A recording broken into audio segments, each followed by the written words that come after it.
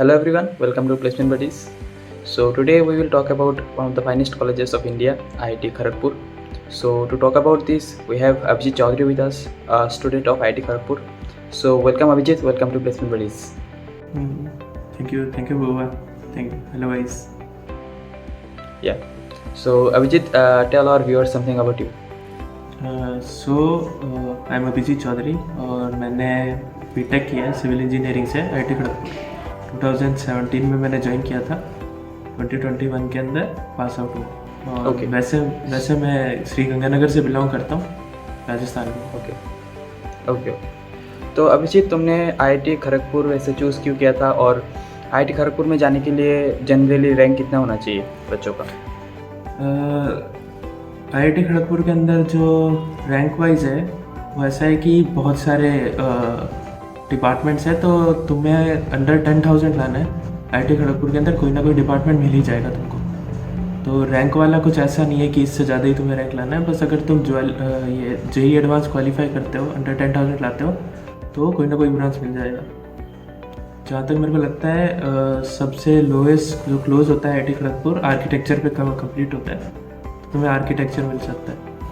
और मेरे चूज़ करने का सबसे बड़ा रीज़न था कि एक तो मेरे को वही मिल रहा था और दूसरा उसका कैंपस, बड़ा कैंपस, बढ़िया कैंपस लाइफ। ओके। तो सबसे बड़ा रीज़न वही था। ओके। तो IIT खड़गपुर का एडमिशन प्रोसेस क्या था एंड फी स्ट्रक्चर क्या है उधर का?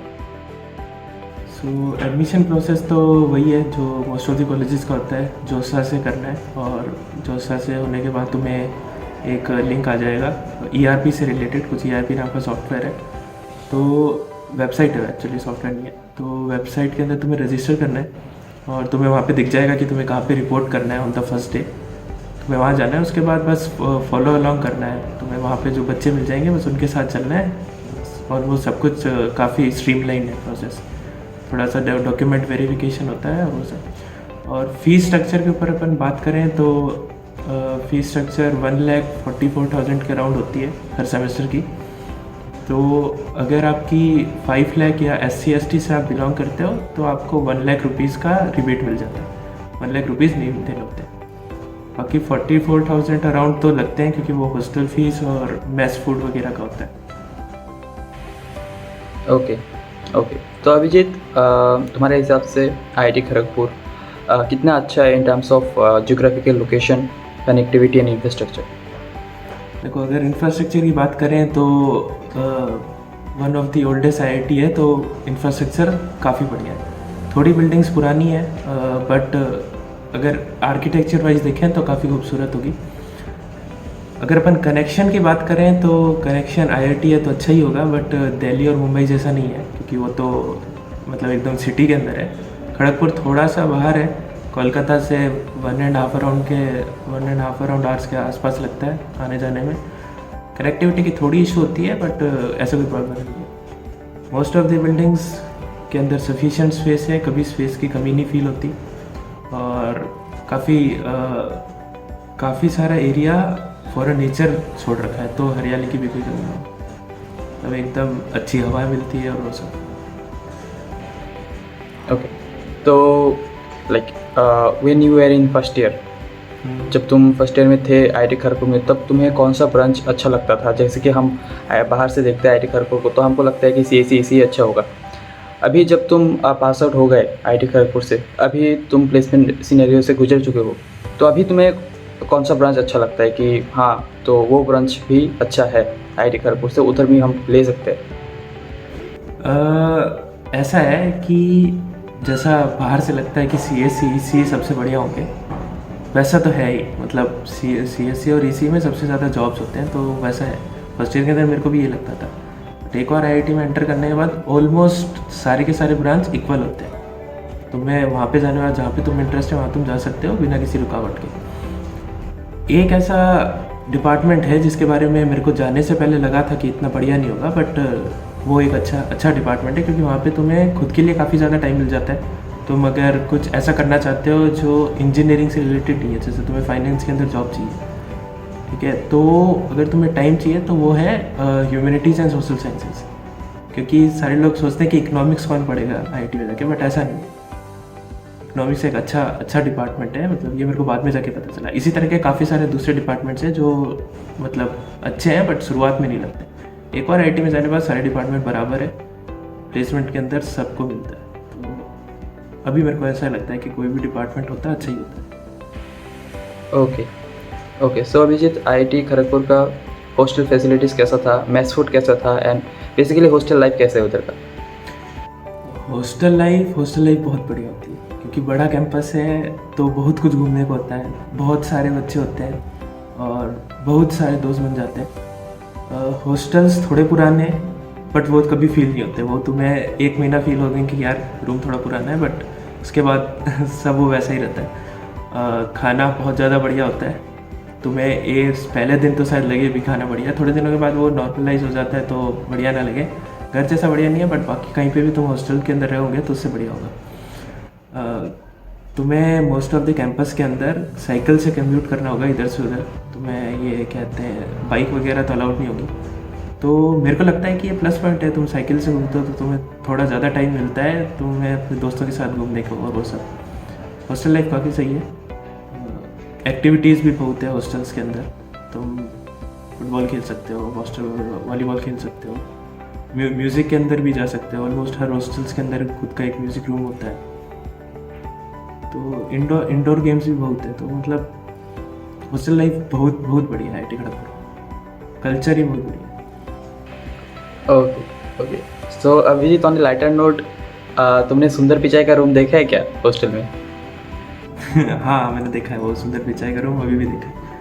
शायद सेकंड ईयर थर्ड ईयर के अंदर हम शायद उसी रूम में रहते थे जब हम जो बच्चे थे, बट अब तो वो रेनोवेट हो चुका है तो ऐसा नहीं है कि उधर कुछ उसका लिखा हुआ है, काफ़ी पुराना हो गया ना वो। मतलब सुंदर पिचाई शायद मेरे ही हॉल का था, नेहरू हॉल का ही था। ओके तो Abhijeet, tell us something about your branch, your civil department, like what are the facilities you have in your college, and what are the faculties, how helpful they are, so tell me something about that.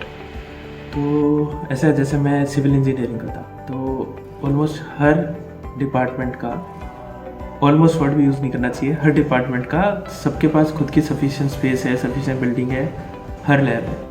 तो likewise मेरी lab के अंदर भी हर equipment है। कभी मेरे को ऐसा नहीं लगा कि यार ये एक्सपेरिमेंट के लिए इस इक्विपमेंट की कमी पड़ रही है। हर इक्विपमेंट, इंडस्ट्री लेवल इक्विपमेंट, सब कुछ होता है, तो सीखने के लिए बहुत कुछ है। प्रोफेसर सारे के सारे काफ़ी हाईली एजुकेटेड है। मोस्ट ऑफ दी जो प्रोफेसर्स हैं उनका पीएचडी आउट ऑफ इंडिया का ही होता है।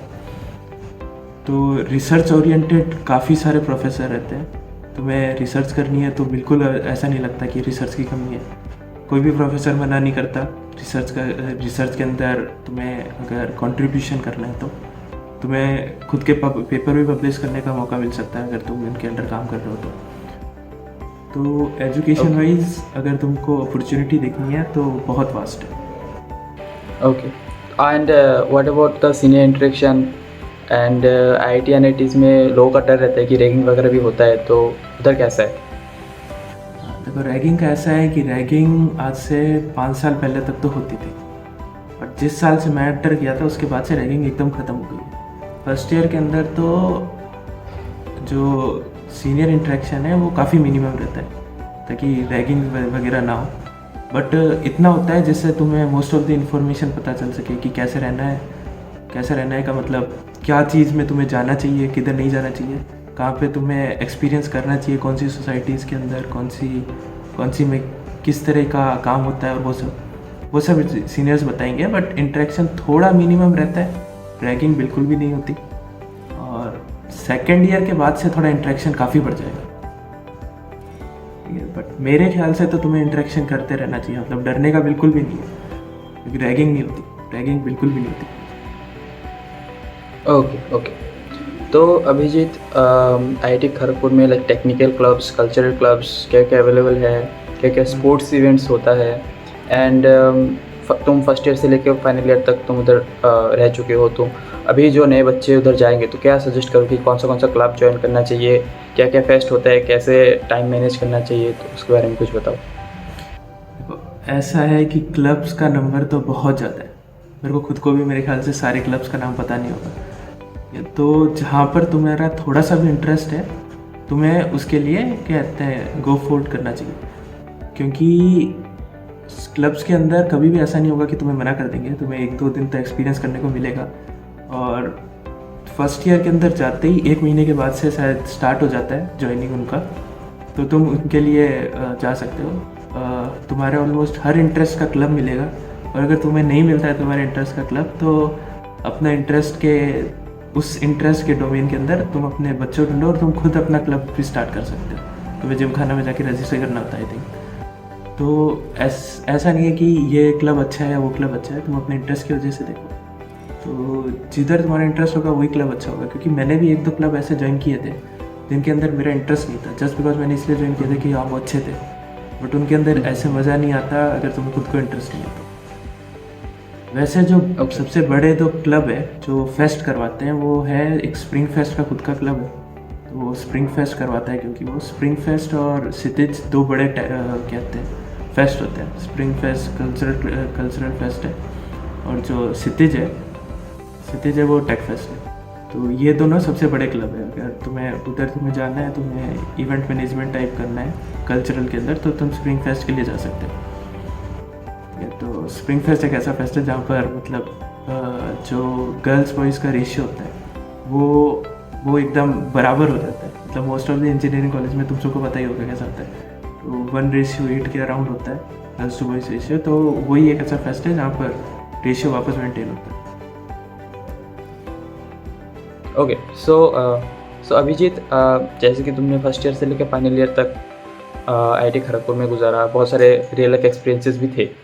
तो अभी जो बच्चे उधर ज्वाइन करेंगे, तो तुम क्या सजेस्ट करोगे, कौन सा प्लेसेस IIT खड़गपुर कैंपस का मस्ट विजिट है, कौन सा फेस्ट अच्छा है, सो कैसे मूव फॉरवर्ड करना चाहिए बेसिकली?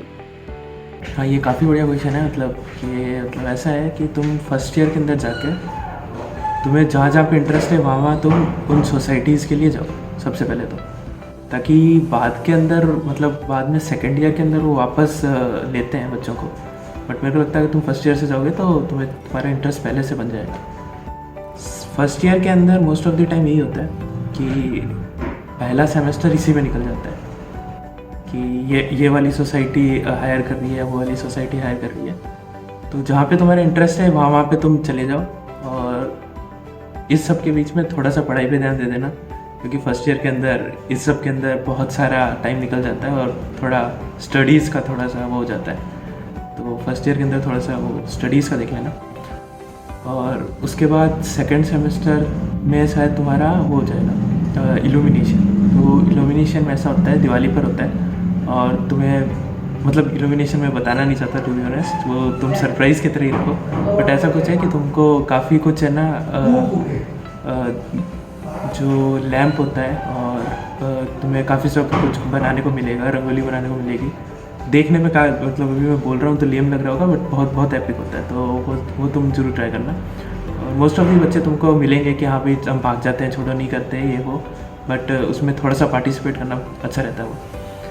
उसके बाद जो स्प्रिंग फेस्ट है वो तो मस्ट है। मतलब वो तुम्हें वहाँ पे भी फील आ जाएगा, वाइब आ जाएगा कि स्प्रिंग फेस्ट तो जानी है। तो स्प्रिंग फेस्ट को मिस नहीं करना है बिल्कुल भी। बीच के अंदर छोटे मोटे इवेंट्स होते हैं उनको तो स्किप कर सकते हैं, मतलब उनके अंदर इतना बढ़िया मज़ा भी नहीं आता। बट जो बड़े इवेंट्स हैं उनको स्किप नहीं करना, मतलब कुछ भी हो जाए स्किप नहीं करना। फर्स्ट ईयर में तो बिल्कुल भी नहीं। उसके बाद जो फर्स्ट ईयर में होगा वही सेकंड ईयर में होगा। तो तुम्हें फर्स्ट ईयर में पता चल जाएगा कि कौन सी चीज़ इंपॉर्टेंट है, कौन सी नहीं है। तो तुम उसके अंदर अपने इंटरेस्ट के हिसाब से चलते जाओ।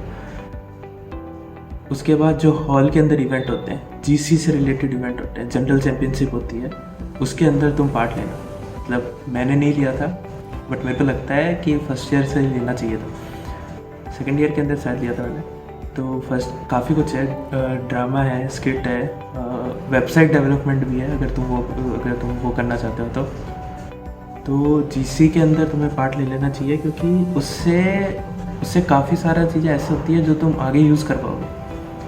जैसे बहुत सारे बच्चे वेब डेवलपमेंट में जाना चाहते हैं और वो ये सब काम जॉब लगने के बाद सीखना चालू करते हैं, ठीक है। तो तो अगर तुम्हारा वो कप ऑफ टी है तो तुम्हें वहीं से स्टार्ट कर देना चाहिए। और वो मतलब छोटे लेवल का नहीं होता, वो मतलब काफ़ी बढ़िया होता है। तो जीसी के अंदर भी बहुत सारे, और तुम्हें स्पोर्ट्स में इंटरेस्ट है तो इंटर आईआईटी तो होता है, बट इंटर आईआईटी मतलब कॉलेज बहुत बड़ा है, तो हो सकता है अगर तुम सेलेक्ट ना हो तो भी तुम्हें जनरल चैम्पियनशिप में पार्ट लेने को मिल जाएगा, तो वो तुम मिस मत करना। और जब 3rd-4th ईयर में आओगे उसके बाद तुम्हारा जो स्टडी का लोड होता है वो काफ़ी कम हो जाता है।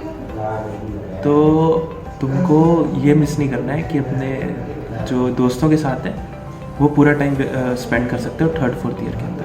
3rd-4th ईयर के अंदर स्टडी का बहुत लोड कम हो जाता है, और उस वक्त मोस्ट ऑफ द बच्चे कैंपस के अंदर इधर उधर घूमते हैं, और क्योंकि लास्ट टाइम होता है तो फिर वही सब जो लेक के पास है, एक्चुअली जिम खाने के पास एक लेक है, तो उधर तुम उधर टाइम स्पेंड कर सकते हो। और ऐसा बिल्कुल भी नहीं है कि रात में यहाँ नहीं जाना वहाँ नहीं जाना, फुल एकदम कोई भी रुकावट नहीं है, कोई रिस्ट्रिक्शन नहीं है।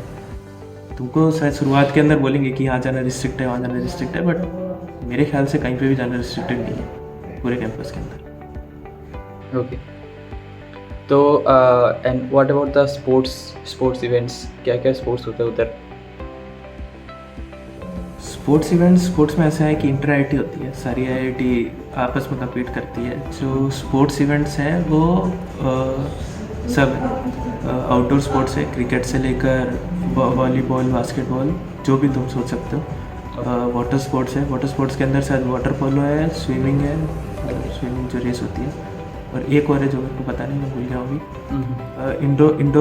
इंडोर की भी इंटर आईआईटी होती है, जिसके अंदर चेस शायद अब इंक्लूड कर दिया है, बट पहले 2 ईयर के अंदर नहीं था इंक्लूड, बट चेस शायद अब इंक्लूड हो चुका है। चेस है, ब्रिज एक्चुअली एक कार्ड गेम है, और भी बहुत सारे हैं, बैडमिंटन भी है। ये सारा स्पोर्ट्स होता है इंटर आईआईटी के अंदर, और जो स्पोर्ट्स इंटर आईआईटी में खेले जाते हैं वही इंटर आईआईटी में भी होंगे।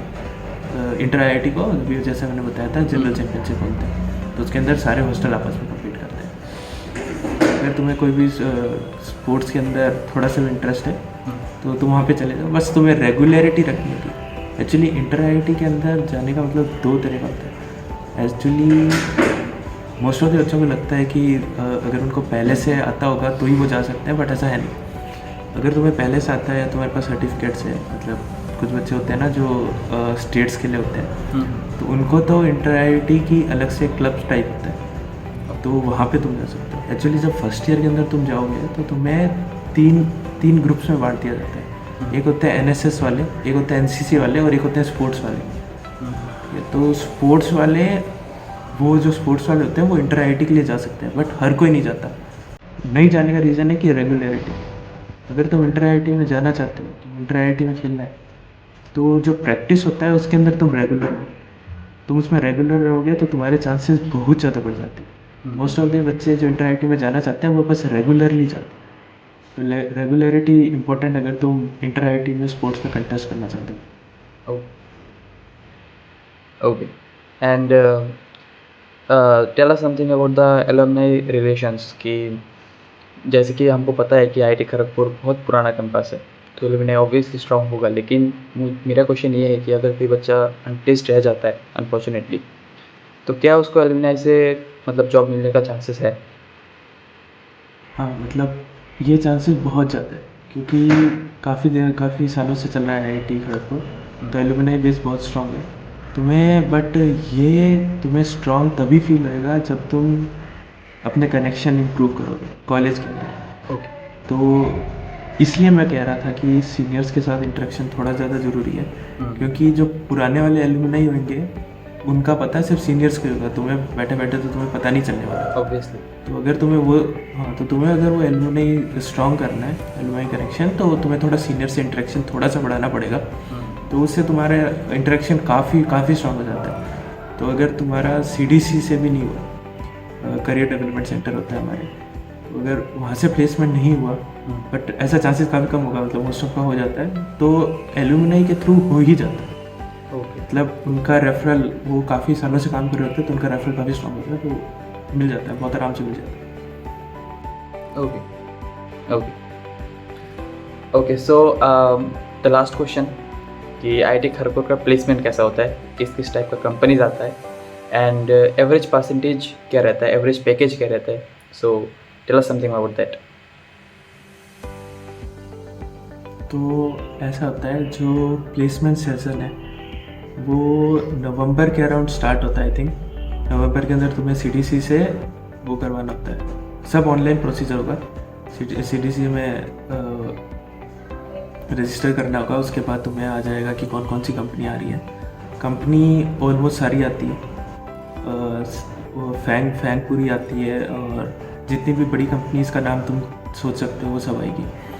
सब अपना टेस्ट लेगी, इंटरव्यू होगा. और जो परसेंटेज की अगर हम बात करें तो मेरे ख्याल से तो अबव 90% होता है, जिसके अंदर से शायद 20% के अराउंड IPOs मिल जाते हैं, क्योंकि जो इंटर्नशिप के अंदर बच्चे जाते हैं उनको ऑलमोस्ट सबका IPO मिल जाता है. मतलब सबको नहीं, PPO मतलब मिल जाता है. बट और जो पैकेज है जो 2021 का, तो मतलब मेरे को श्योर नहीं है, क्योंकि वो थोड़ा अनसर्टेन टाइप ईयर था. यस. बट इस बार वाला पैकेज अबव 16 लाख आए थे. ओके. जो एवरेज है, नाइस. एवरेज 16 लाख है. और जो हाईएस्ट तो 2 करोड़ से ऊपर भी गए. Oh nice. तो पैकेज तो काफ़ी ज़्यादा होता है. बस वही है कि तुम थोड़ा सा अबव एवरेज रहो, थोड़ा सा तुम इधर उधर बांट लो. और बीच में हो सकता है तुम्हें कभी कोई कहे कि CGPA इतना इम्पोर्टेंट नहीं है, बट वो इम्पोर्टेंट होता है. उसका थोड़ा सा ध्यान रखो. तुम उसको थोड़ा सा ध्यान रखोगे तो तुम अबव एवरेज अपना बन सकते हो. ओके. तुम 16 लाख एक्सपेक्ट कर सकते हो अगर तुम अपना CGPA थोड़ा सा इम्प्रूव रखो. क्योंकि काफ़ी सारी कंपनी होती है. Improve means 7.58. हाँ, मतलब 8 is good enough I think. और मतलब ऐसा होता है कि CDC के अंदर कभी ऐसा नहीं होगा कि कंपनीज ने अपना थ्रेशोल्ड रख रखा है कि इस CGPA से ऊपर ही हम लेंगे. बैठ हर कोई बचा सकता है. बट वो CGPA बहुत इफेक्टिव होता है एकदम एंड के अंदर इंटरव्यू में सिलेक्शन पाने के लिए. तो उसको थोड़ा सा ध्यान रखना. Okay, Abhijit. Thank you very much. Thank you for coming to our channel. Thank you for giving us time, and hope you have a great future ahead. Thank you for having me, and I'm sure the placement buddies will be helpful to many of the students who haven't decided their college. और मैंने तुम्हारा थोड़ा channel देखा था आने से पहले. मतलब अच्छा कंटेंट है. काफ़ी सारा इंफॉर्मेशन मिल सकता है न्यू स्टूडेंट्स को.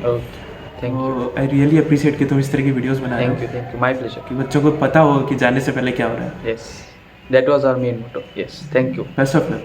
Best of luck.